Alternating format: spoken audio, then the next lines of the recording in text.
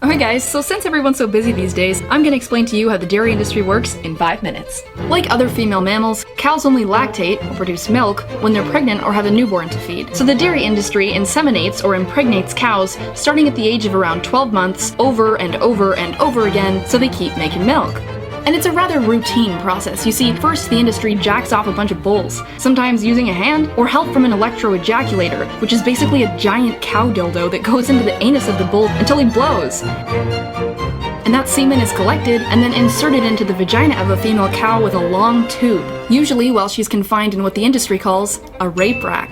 And sometimes they put their fist right into the anus of the female cow, to loosen the area. To make the process as effective as possible. What are you feeling for in there when you... Oh, it's a bit jumpy. I think I would be if someone did that to me.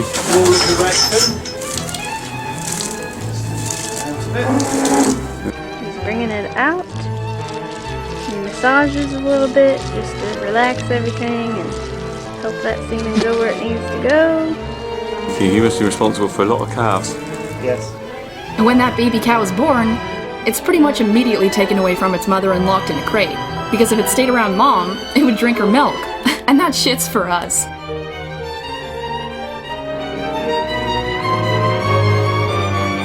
And you see, a mother cow's bond with her young is very strong and affectionate, and she sometimes cries out for days in search of her baby. But nobody gives a shit.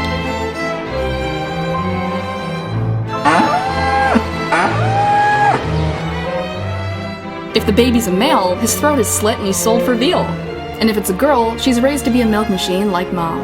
So dairy cows are continuously, repeatedly kept pregnant their whole lives to keep them lactating. This leads to premature aging, exhaustion, and mastitis, a painful yet common condition in dairy cows, which is inflammation and sometimes infection of the udder. Pus and blood in the milk of dairy cows is also common, so it's usually filtered. But not completely, because in Europe, Australia, New Zealand, and Canada, up to 400,000 somatic cells are legally allowed in every milliliter of cow's milk. And in the United States, 750,000 somatic cells per milliliter. In Brazil, 1 million. And somatic cells, most of which in this case are white blood cells, are the same thing that erupt on the top of a big zit, so you could call it pus. The more bacteria, inflammation, and infection, the higher the somatic cell count. But don't worry, there's a limit. And when a dairy cow is finally too physically and emotionally exhausted to continue on, she collapses. These cows are called downers, and they are dragged out by whatever means to be killed and sold for beef.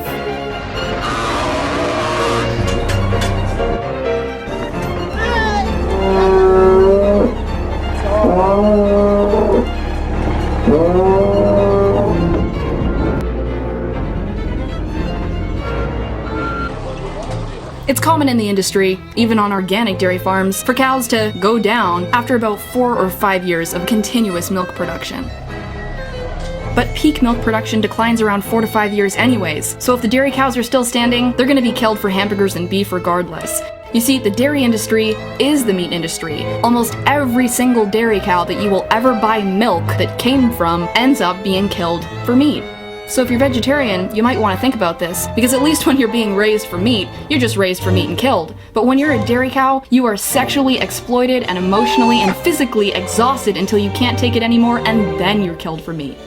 Sounds worse to me. And the natural lifespan of a cow that hasn't been completely exploited? 20 to 25 years, y'all. And as far as the calcium and protein thing goes, study after study after study has shown that those consuming the highest quantities of dairy actually have the highest cases of bone fracture and osteoporosis. And there are dozens of amazing plant-based sources of calcium and protein, so you really don't need to suck the tits of a cow.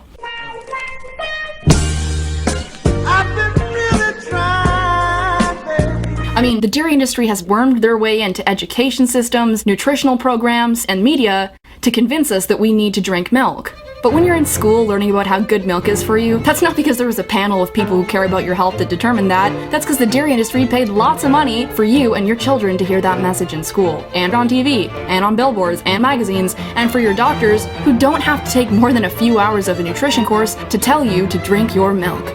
You see, rhino milk is for baby rhinos. Dog's milk is for baby dogs. Cat's milk for baby cats. Rat milk is for baby rats. And cow's milk is for humans? No, it's for baby cows.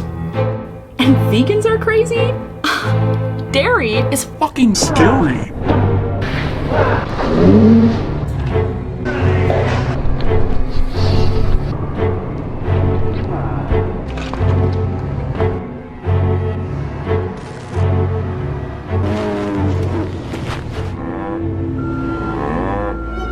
Try almond milk, hemp milk, soy milk, flax milk, rice milk, Brazil nut milk, macadamia nut milk, cashew milk, any milk but dairy milk.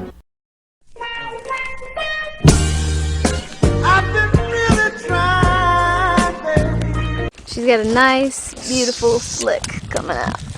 That's a very good sign. Also for tiny.